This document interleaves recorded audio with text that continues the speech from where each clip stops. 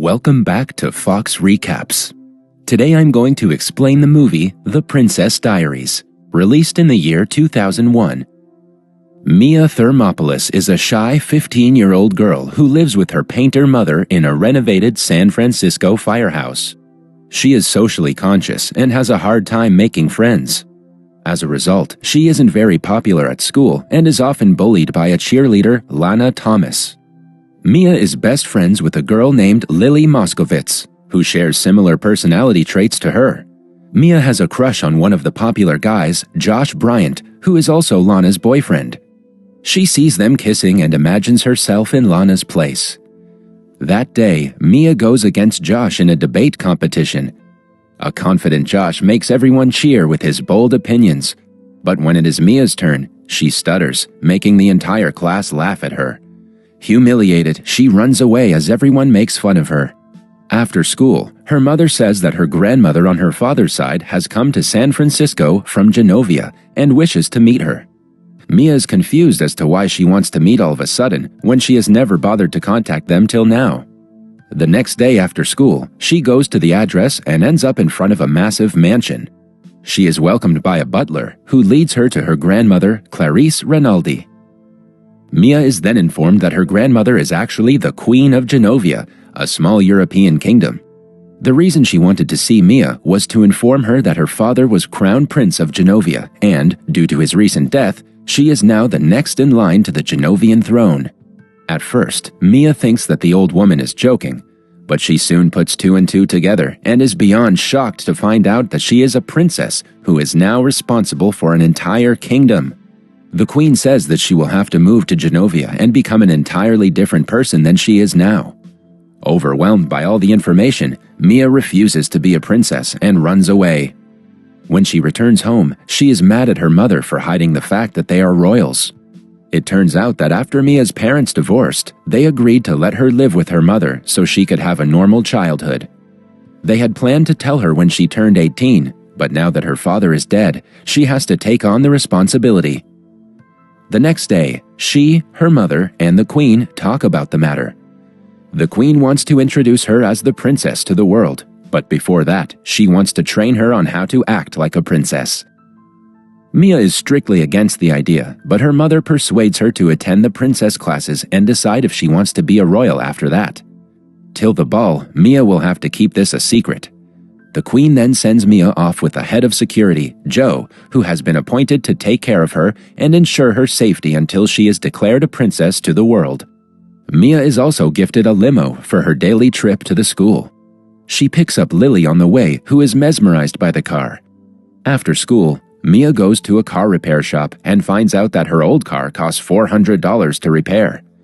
Lily's brother Michael, who works in the shop, has had a crush on Mia for a long time, but she hardly acknowledges him.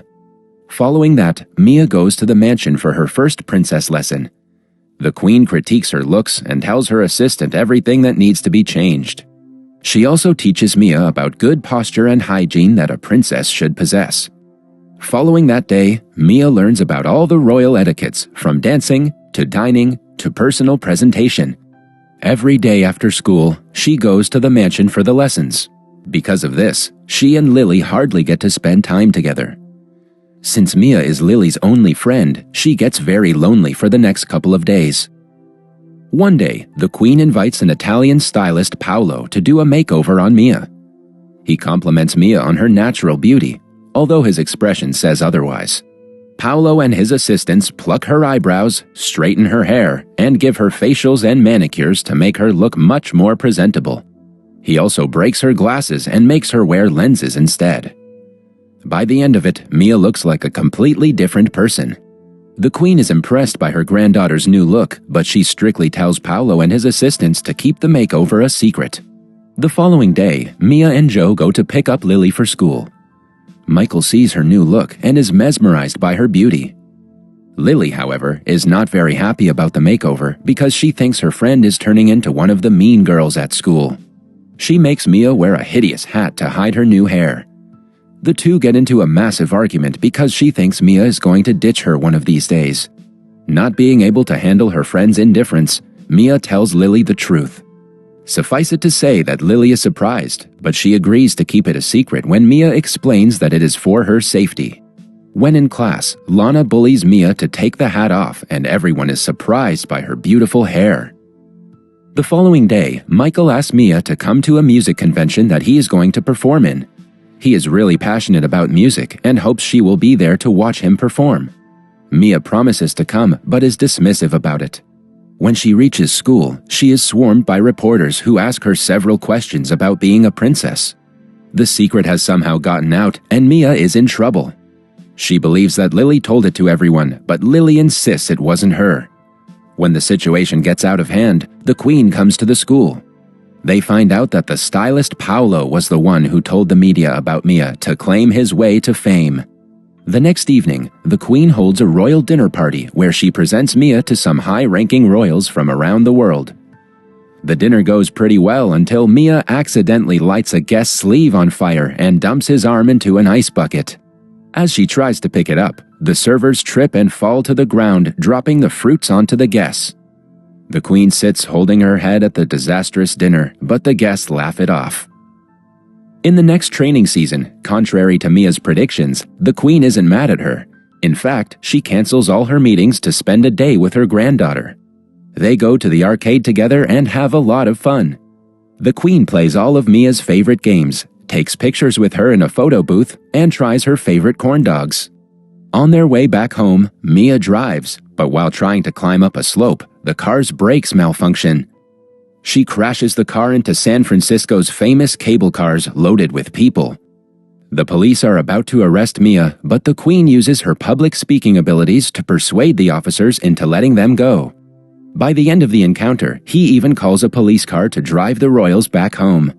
Mia is impressed by her grandmother's skills and even calls her the best queen. When she goes to school the next day, she is surrounded by kids asking for her autograph. She was used to being unseen, but now she is the talk of the school.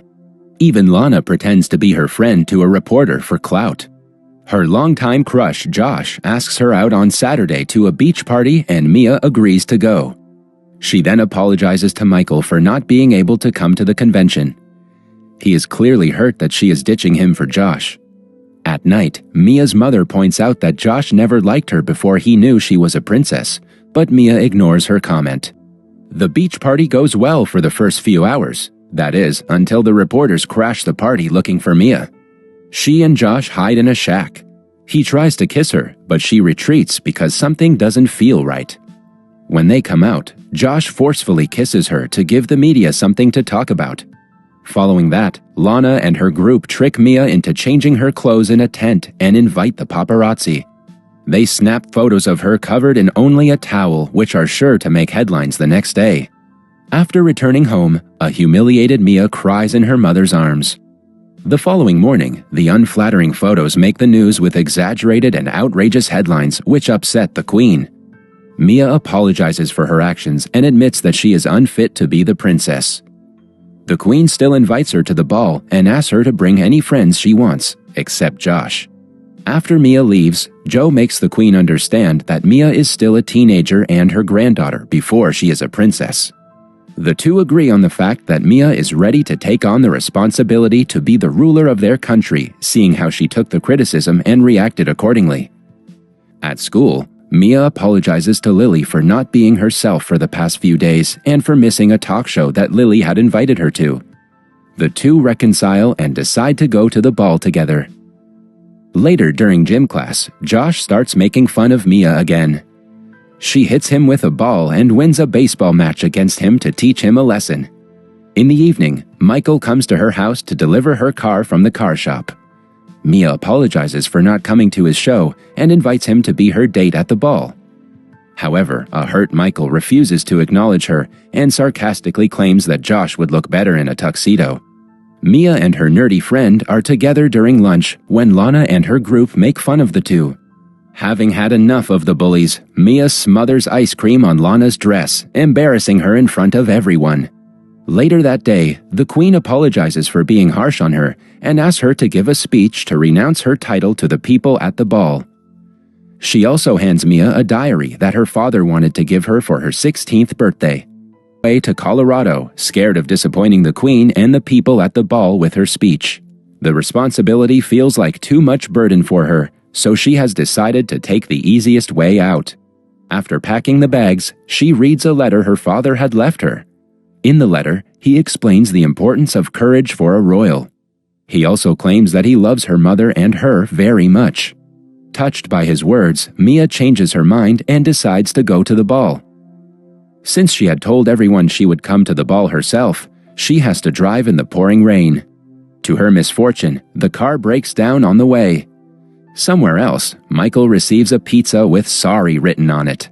After realizing that Mia is making an effort to make him feel better, he decides to go to the ball. Just when Mia starts to give up, Joe arrives in the limo and picks her up. When Mia doesn't arrive for a long time, the queen starts the speech. In the middle of it, she sees Mia drenched from head to toe, ready to talk, so she leaves the stage for her. At first, Mia stutters like she usually does when speaking in public, but then she remembers her father's words and gives a heartfelt speech to the crowd. At the end of the speech, she announces herself as the Princess of Zenovia, making the guests applaud. Moments later, she is crowned as the princess. She then changes into a beautiful dress and dances with Michael. The pair excuse themselves and come to the garden. Michael expresses his feelings to her, and the two finally kiss. In the following scene, we see Mia flying to Zenovia to officially take on the duty of being a royal. Her mother is also moving with her, and Michael and Lily are visiting for summer vacation. At the end of the movie, we are shown the massive palace of the royals of Zenovia. That was all from the video. I hope you liked it. Subscribe for more content like this and hit the like button to help us out. Also, leave a comment if you want us to recap your favorite movie. Until next time, take care.